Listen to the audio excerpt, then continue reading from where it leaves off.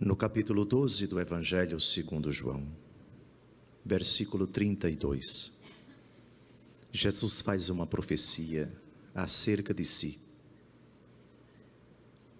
Quando eu for elevado da terra, atrairei todas as coisas a mim. Mas no Evangelho de hoje, ele diz algo parecido, mas a mudança é notória, o enfoque é outro. Nós ouvimos ainda há pouco do Padre Guido: quando tiverdes elevado o Filho do Homem, então sabereis que eu sou. Primeiro, Jesus utiliza aqui uma afirmação que no Antigo Testamento é reservada exclusivamente a Deus. Na verdade, no capítulo 3 do livro do Êxodo, quando no Monte Sinai, Moisés, tendo uma experiência de Deus, pergunta-lhe o seu nome, sabem o que é que Deus diz? Eu sou. Todas as vezes que Jesus utiliza essa expressão, ele irrita profundamente os judeus, que interpretam, ele está se fazendo Deus. E Jesus não dizia nenhuma novidade,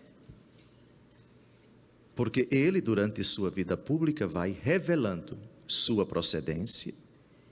Eu não sou deste mundo. Vós sois daqui de baixo, eu sou do alto. Vós sois deste mundo, eu não sou deste mundo, diz o Senhor no Evangelho de hoje. Ainda no mesmo Evangelho segundo João, mais na frente: antes que Abraão existisse, eu sou. Depois que Jesus disse essa frase, eles pegaram em pedras para lapidar nosso Senhor. E ele teve que fugir, ele teve que se afastar.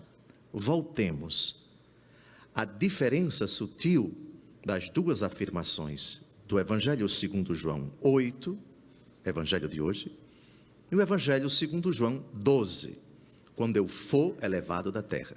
Aqui, quando tiverdes elevado o Filho do Homem. Ou seja, vocês vão me matar, vão me crucificar e vão elevar-me no madeiro. Aqui, a responsabilidade da morte de Jesus é dos seus adversários, é dos seus desafetos. Todavia, Jesus, malgrado a hostilidade dos seus ouvintes, continua: aquele que me enviou está comigo, ele não me deixou sozinho, porque sempre faço o que é de seu agrado. O Evangelho termina de forma surpreendente, dizendo que enquanto Jesus falava, muitos acreditaram nele. Muitos, mas não todos. Eu parto e vós me procurareis, mas morrereis no vosso pecado. Pergunta: quem procura Jesus acaba morrendo? Parece que Jesus insinua isto: vós me procurareis, mas morrereis no vosso pecado. Será que Jesus está prometendo morte para quem o procura? Pedi e recebereis, buscai e achareis, batei e a porta se vos abrirá, pois todo aquele que procura, acha. Essa frase é de Jesus, no capítulo 7 de São Mateus. E aqui parece que Jesus está prometendo: se vocês me procurarem, vocês vão morrer. Há procuras e procuras. Pode-se procurar Jesus com um sentimento escuso. O demônio também procura Jesus. O demônio também deseja Jesus. O demônio também quer encontrar Jesus. Mas a intenção é outra. Se és filho de Deus, transforma estas pedras em pães. Foi um encontro nada amigável. Foi um encontro com segundas intenções. procurar Jesus para morrer. Ou seria melhor dizer, procurar Jesus já morto para continuar morto. Se não procuramos o Senhor com as devidas disposições, essa procura não é absolutamente meritória. Ela, na verdade, é prelúdio de condenação. De nossa parte, a procura só tem valor, só tem repercussão, só tem ressonância na nossa vida. Só trará benefício para nós se procurarmos o Senhor. Isto é, se procurarmos o Filho do Homem na condição de mestre, de soberano, de Senhor da nossa vida, Kyrios, Senhor da nossa vida. Muitos acreditaram nele. Essa morte espiritual, que é característica dos adversários de Jesus, ela é ilustrada na primeira leitura de hoje de uma forma muito dramática. No deserto, o povo em peregrinação para a terra prometida partiu do Monte Hor, no caminho que leva ao Mar Vermelho. Durante a viagem, o povo começa a se impacientar. Por que nos fizeste sair do Egito para morrermos no deserto? Não há pão, falta água, já estamos com nojo desse alimento miserável. Vejam, eles se referiam ao maná, um presente de Deus que toda manhã caía do céu. Uma comida que alimentou o povo juntamente com carne durante 40 anos. Agora o que vem de Deus é nojento, o que vem de Deus é miserável.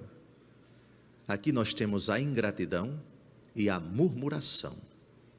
Ingratidão veio de Deus e eu não sei agradecer. Pelo contrário, eu falo mal, eu repudio, eu hostilizo aquilo que vem do Senhor. E murmuração, eu falo mal de Deus, contra Deus. Já estamos com nojo desse alimento miserável. Deus, que é cheio de misericórdia, manda para esse povo serpentes venenosas que os mordiam. E morre muita gente em Israel. O povo foi ter com Moisés. Na primeira vez, o povo procura Moisés com essa disposição hostil. Depois, procura Moisés com outra disposição. À luz do tema já comentado no Evangelho, procuram mortos em seus pecados. A segunda procura já é bem diferente. Já sentiram na pele, literalmente, a consequência do seu pecado. São Paulo diz na carta aos Gálatas, capítulo 6, versículo 7, de Deus não se zomba, o que o homem semeia, isso ele colherá.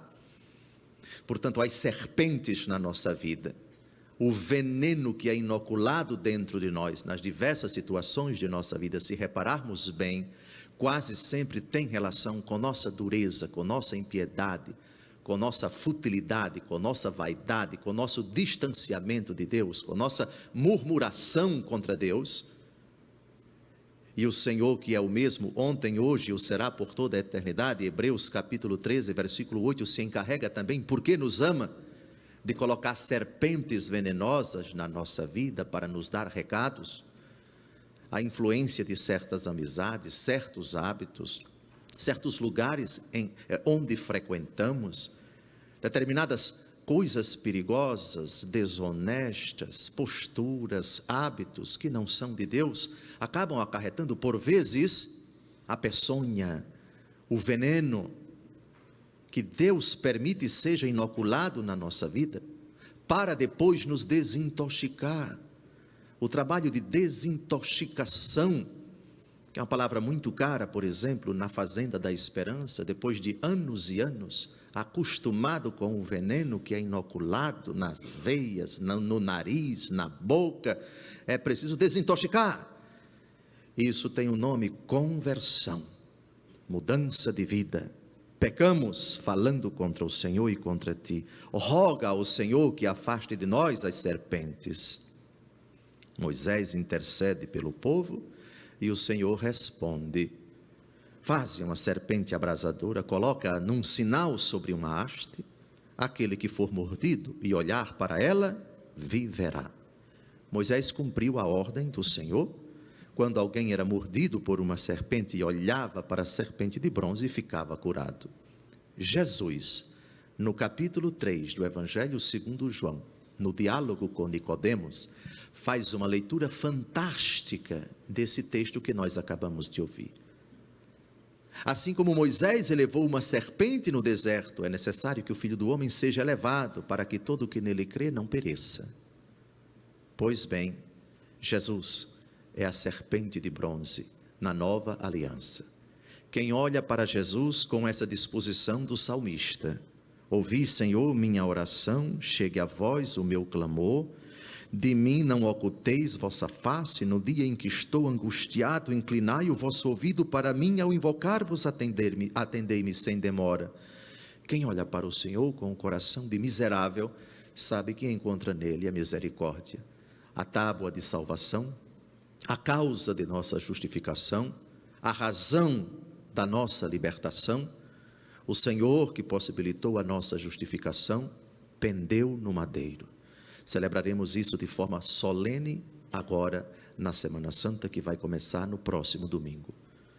Aproximemos-nos então com confiança desse Cristo cheio de misericórdia, conscientes de que as serpentes que inocularam o veneno no nosso coração, na nossa vida, é aquela primitiva serpente, o chamado diabo e Satanás, que foi expulso, o nosso acusador diante de Deus, diz o Apocalipse capítulo 12, fustigado, derrotado por Miguel, o arcanjo, e seus subordinados, as legiões, os querubins, os serafins, e toda a multidão desses nossos amigos espirituais, seres invisíveis que Deus colocou ao seu serviço e para a nossa defesa. Deus em Cristo, que sempre teve compaixão dos homens, nos permita entrar dentro do nosso coração para refletirmos sobre as tocas, onde estão as serpentes. Jesus fala do demônio também em uma linguagem muito sutil ao dizer: as aves têm os seus ninhos, as raposas têm suas tocas, mas o Filho do Homem não tem onde reclinar a cabeça. A toca, o lugar da raposa, mas também o lugar da serpente. Ao dizer isso, Jesus insinua exatamente isto. Na nossa vida temos guarida, acolhemos, tem espaço para as aves, aquelas que comem a semente semeada no caminho, símbolo de Satanás. As raposas, Jesus chama Herodes de raposa, animal traiçoeiro, animal covarde, sorrateiro, espertíssimo, animal que tem uma força tremenda para devorar carne. Esse é o nosso inimigo. Não nos iludamos, não subestimemos, não ignoremos aquilo que as serpentes astuciosas, o demônio e os seus anjos são capazes de fazer na nossa vida. A solução, a tábua de salvação, é olhar para Jesus com o olhar da fé. Tem misericórdia de mim, pobre pecador. Inclina-te do teu templo nas alturas, olha a terra do alto céu, para os gemidos dos cativos escutar, e da morte libertar os condenados. Jesus, meu Senhor e Salvador, tem compaixão da humanidade exposta à ação funesta, nefasta das serpentes venenosas. Dá-nos a graça de arrependidos, depois de termos murmurado contra ti, depois de termos acusado a ti de ser o responsável por todas as mazelas da nossa vida, cheios de compaixão uns pelos outros, porque todos somos pecadores, cheios de vergonha e de confusão, cheios da autêntica contrição, dá-nos a graça de clamar a ti. Tem compaixão de nós, Senhor, porque somos pecadores. Dai-nos, Senhor, a vossa misericórdia e concede-nos o quanto antes a vossa salvação.